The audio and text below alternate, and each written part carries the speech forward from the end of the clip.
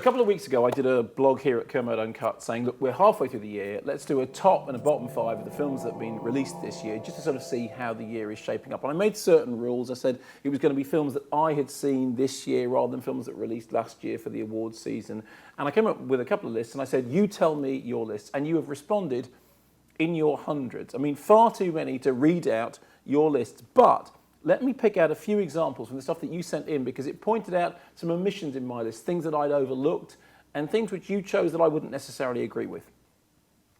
So this first from Specty Jim is top 5, How to Train Your Dragon, but number 2, Skeletons, and number 3, Kick-Ass. Now, both of those I think are actually very, very good choices. I really like Skeletons. Just at the Shetland Film Festival, we had a screening of it because Jason Isaacs came up and introduced it, and it went down really well, and I saw it again for the second time, and I was really knocked out by just what a quirky, interesting film it was. But many of you mentioned Kick-Ass and said, how could you have not included Kick-Ass in your top 5 list? And funnily enough, I just had to watch that again because it's just come out on DVD and Blu-ray, and I had to review it. And actually, seeing it the second time, I think, yeah, you know, you're right. It is really good. It's a really terrific, exciting film, and I really did enjoy it. So well done for pointing those out. Bottom 3, number 1, The Lovely Bones. And a few of you have said this. I don't think The Lovely Bones is an awful film, but I think it is a failure, an honourable failure, but a failure nonetheless. In my heart, I knew it wasn't perfect. From Dermot Hanley, his top 5, number 5,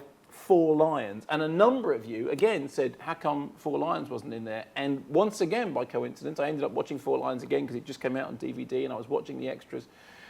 I mean, I think Four Lions is a really interesting piece of work. I didn't laugh very much. I don't think I was meant to laugh. It is, in the end, you know, a comedy about terrorism and suicide bombing. But yes, I agree, it's something that deserved to have been in my list.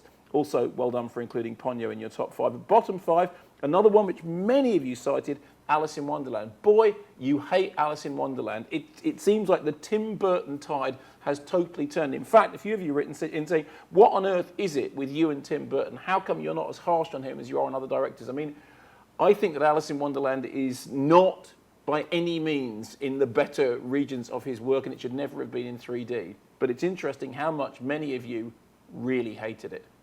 This came in from Amber, her bottom 5, and it really touched a nerve for me. Bottom 5, Clash of the Titans, Wolfman, Last Airbender, which I haven't seen yet, which I'm really looking forward to. Nightmare on Elm Street, the remake, which is horrible. But at number 1, Greenberg. And here's what Amber says. Greenberg gets all of my hate. Okay, the other movies are bad, and that movie may not be technically as bad because it's very well put together and well acted, but not even Nightmare on Elm Street actively annoyed me as much as Greenberg did. I left the theatre in a terrible mood and angry. I was so angry the rest of the day. I hated every character in that film. I hated the person who made it, and now I'm angry because I have to write about it. That's pretty much the same way as I felt about The Squid and the Whale. Stephen Glass writes in his top 5 at number 2, Heartless. He says, despite what I thought the flaws were, first time round, it's a brilliant film, emotionally resonant with some terrifying and awesome urban gothic gruesome imagery and another impressive use of music. Now, it's interesting because I mentioned that I wasn't going to include Heartless because I kind of saw it as last year's movie. And after I'd done the blog, I got an email, a very nice email from the people who made Heartless saying, look, we know you really like the film and we saw the blog, but we really think it's this year's movie. And actually, we think it, you know, it deserves to be seen as this year's movie and maybe you should reconsider it. Actually, I mean, it hadn't really occurred to me that it would have any impact on their film, whether I saw it as last year's or this year's. But of course they're right. It is a 2010 release. And of course it holds a place in my heart. And of course it should be in my top 5. So yeah, I mean, I was just kind of bending the rules for my own amusement of the films that I actually saw this year, because as you know, Heartless spent a long time waiting for release. But of course it should be in my top 5 for 2010, and I apologise for that. Finally, this from Lois Craig. What happened to the backup plan? Surely the film Made of Cheese should have made the cut for the bottom 5. I hope you're thoroughly ashamed of yourself. It's a very good call. I mean, the reference to the cheese thing there, in case you haven't seen the backup plan, it's the Jennifer Lopez artificial insemination comedy, just one of 3 coming out in 2010. And there is indeed a scene in which she is seduced in a warehouse full of cheese by a man who is a sensitive cheesemaker. It is a, let's call it a fromage à trois. And it is a dismal film, and I don't know how I kind of forgot about it. But remember, all of this was just a kind of testing the water halfway through the year. We still have many months to go before we get to the proper end of the year. It may be that, in the next few months, all of these top and bottom 5 get knocked out.